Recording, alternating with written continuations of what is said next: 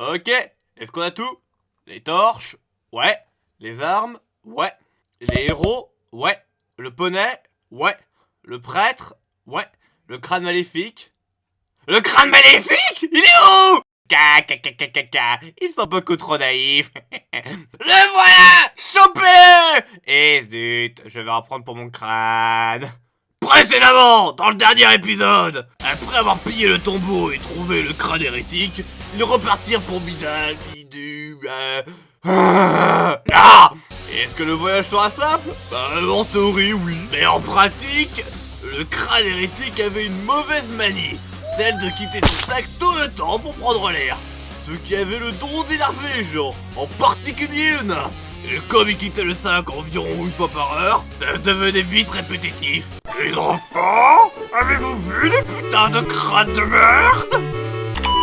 Oui, bien joué. Ce crâne n'en faisait vraiment qu'à sa tête, ce qui mettait vraiment mal à l'aise Nikos. Ça va? Ashram Radia, Ashram Radia. T'inquiète pas. Par contre, le crâne est encore sorti.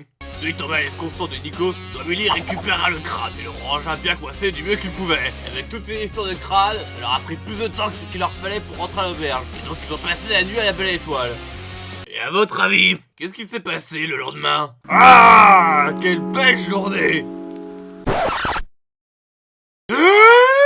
Pendant ce temps, dans la Dragwald! Ailleurs! Zut, ça s'ouvre pas. Ouvrez-moi! Retour sur les autres! Joli répertoire d'insultes. Il y en a que je connaissais pas, mais ceci n'ébranla pas la raideur cadavérique du crâne. Après quelques péripéties et palettes de crâne, ils arrivèrent à l'auberge de la dernière fois. Dans cette auberge, on a Aélis qui médite sur la vision du monde, Domili qui sécurise le crâne, Vincent qui se bourre la gueule, Nikos qui perd 37% de sa bourse en jeu, et Odo qui faisait rien de particulier. Mais pendant la nuit, alors que tout le monde dormait, Vincent fut réveillé par un bruit louche qui ne venait pas de lui. Et c'était pas les ronflements de Domili.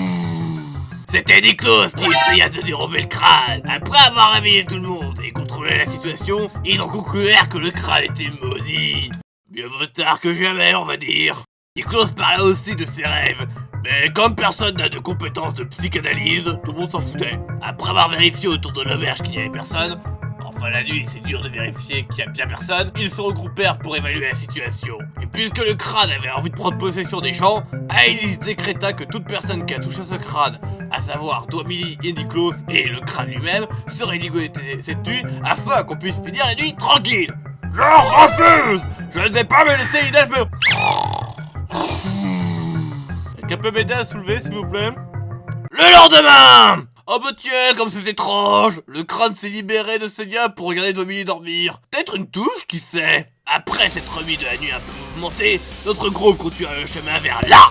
Et c'est bizarre, le crâne n'a pas encore fait des siennes. Ah bah voilà!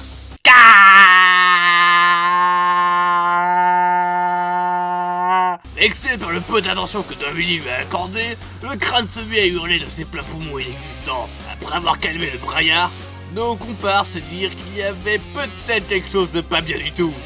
Et ils avaient raison. Les hommes bêtes apparurent avec la ferme intention de ramener plusieurs crânes chez eux. Et les hommes bêtes étaient bien plus nombreux et bien mieux équipés qu'à l'habituel. Et en plus, ils encerclaient notre groupe. La situation aurait pu être compliquée. Mais heureusement, les ennemis sont des hommes bêtes. Car oui, maintenant il faut le dire, les hommes bêtes sont très maladroits. Ils peuvent rater des ennemis immobiles devant eux ou réussir à s'enfuir entre eux d'un coup de masse mal placé. Bref, pas un haut niveau de compétence. Le combat commença et tourna très vite en la faveur de nos héros. Voyant que les hommes bêtes étaient en désavantage, 3 types lourdement armés débarqua et s'empressa d'abrécher les souffrances des hommes bêtes. On dit ça, mais pour moi là, ces types venaient juste de piquer l'XP. Les salauds. Après leur avoir expliqué qu'ils transportaient juste un crâne maléfique, qu'il n'y a rien d'illégal à ça, Odo peut le confirmer, les 3 répurgateurs, car oui, c'est des répurgateurs au service de Sigmar, donnèrent un coup de main pour empêcher ce crâne de sortir. Regardez Domili. Ils en profitèrent aussi pour récupérer l'armure de Scaven. Quoi? Vous avez gardé ce truc, vous? Sérieux? Après ça, ils arrivèrent là, sans que le crâne ait eu envie de crâner un peu plus. Ils remirent le crâne à un autre prêtre qui ira le sceller, le temps de trouver comment le détruire. Ce qui fit étonnamment plaisir à Domili. Ils s'en allèrent fêter ça dans le bureau d'un autre prêtre.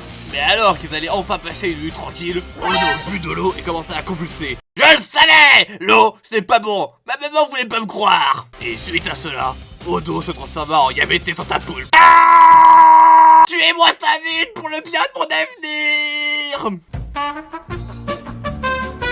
Après avoir tué Odo, ils constatèrent que l'eau était empoisonnée. Et celui qui en buvait devenait un mutant. Donc il faut... Stop, attendez une seconde! Quelqu'un d'autre a bu de l'eau ici? Ouais, je me disais aussi, il va falloir enquêter sur cet étrange phénomène. Et qui c'est qu'on en va enquêter, les enfants? Mais oui! Notre groupe de héros! Ils servent qu'à ça, donc inutile de vous inquiéter. De toute façon, c'est ça ou être traité d'hérétique, là, ou de complicité. Donc, inutile de vous inquiéter. Et je suis sûr qu'ils sont très volontaires, hein. Vous en faites pas. Regardez comme ils ont l'air volontaires. Pendant ce temps, ailleurs! Alors, tu acceptes? C'est pas comme si j'avais le choix. Mais si! Soit tu passes pour nous comme informatrice, soit on t'arrête et on t'exécute pour cambriolage et hérésie. On est sympa, on laisse toujours le choix. Ouais.